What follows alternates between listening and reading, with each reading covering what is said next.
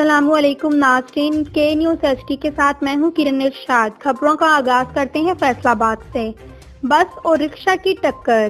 ہمارے نمائندے رانا کاشف کی رپورٹ کے مطابق حادثے میں ایک ہی خاندان کے 7 افراد زخمی۔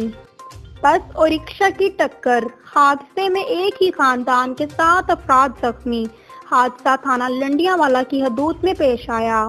زخمیوں میں یاسر ولد خادم حسین 30 سال، ساجدہ زوجہ عبدالغفار 35 سال، عبدالمتین ولد عبدالغفار 14 سال، طلحہ ولد عبدالغفار 10 سال اور سمیہ دختر عبدالغفار 12 سال شامل ہیں۔ تمام متاثرہ افراد کا تعلق چک نمبر 22 کافے ستیانہ روڈ جڑاوالا سے بتایا جا رہا ہے۔